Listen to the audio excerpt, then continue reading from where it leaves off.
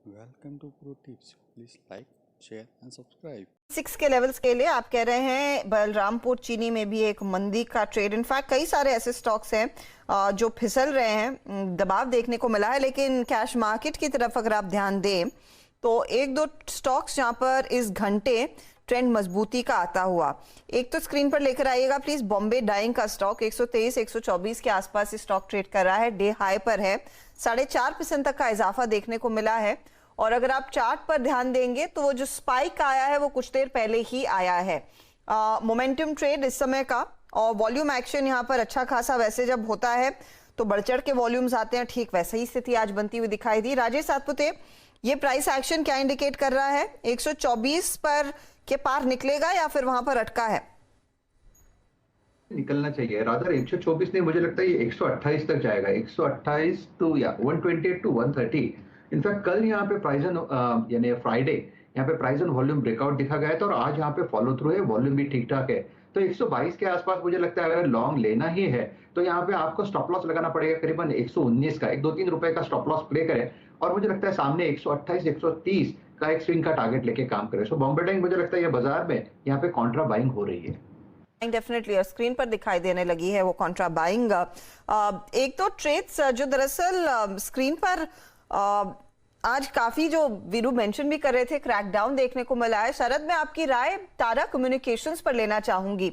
इस पर हो सके तो नीलेश आप भी टेक्निकल एनालिसिस तैयार रखिएगा, क्योंकि आज बहुत ही गहरा क्रैक देखने को मिला है। 8% का नुकसान यहाँ पर, और हैवी वॉल्यूम्स के साथ दरअसल ये पोजीशंस मंदी की तरफ खड़ी हुई है। सिर्फ अनवाइंडिंग नहीं है, ये तो मंदी दिख रही है साफ। शरद, फंडामेंटली ऐसा क्या बदला है इतनी मार के लिए?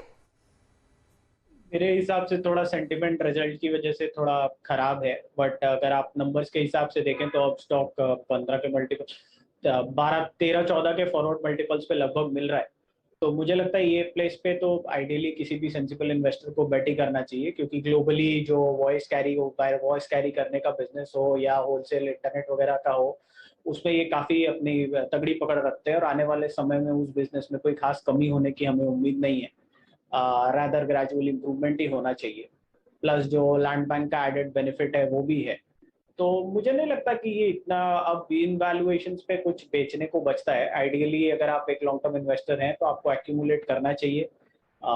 अगर मेरे अनुमान के हिसाब से यहाँ से करीब 35%, 30-35% की जैसी अपसाइड रहनी चाहिए 12 से 18 महीने में। शायद डिप में खरीदारी का मौका है।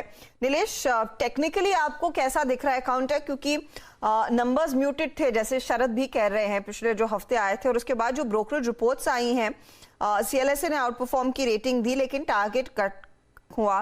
कोटक ने टारगेट कट किया, आईआरएफएल ने टारगेट कट किया, शायद उसका इम्पैक्ट है। कंपनी कह रही है डील क्लोजर्स में थोड़ी सी दिक्कत है, लेकिन क्या यह प्राइस इन हो चुका है पेन? क्या वो चार्ट्स पर इंडिकेट हो रहा है या फिर आपको लग रहा है और गिरावट आएगी? देखिए अशिता जी, 14